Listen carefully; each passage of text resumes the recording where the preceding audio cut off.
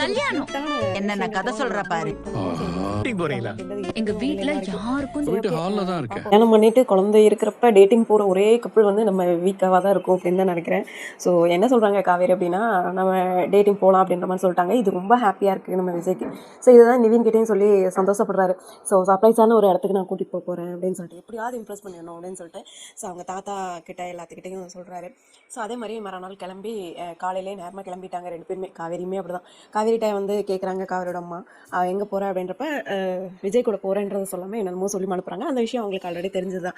So அவங்களுக்குள்ளே வச்சுக்கிறாங்க. So என்ன பண்ணுறாங்கன்னா, காவேரி இவங்களுக்கு தெரியாமல் போகணும் அப்படின்றக்காக விஜய் கால் பண்ணி, நான் வந்து உங்கள் கூட தான் வரேன்னு தெரியக்கூடாது, நீங்கள் என்ன பண்ணுறீங்கன்னா கார்னரில் நிப்பாட்டிருங்க வண்டியை, நான் வந்துடுறேன் அப்படின்ற மாதிரி ஃபோனில் பேசிட்டு இருக்காங்க. இப்போ எங்கே இருக்கீங்க அப்படின்னு கேட்குறப்ப அவங்க வீடு ஹாலில் தான் இருக்கிறேன்னு சொல்கிறாரு. ஸோ எப்போவுமே அப்படி தான், இந்த ஒரு க்யூட்டான விஷயங்களுக்கு தான் நம்ம ரொம்ப வெயிட் பண்ணுவோம். ஸோ இவ்வளோ சீக்கிரம் முடிக்கிறாங்க அப்படின்றது ஏற்றுக்கவே முடியல இன்ன வரைக்கும்.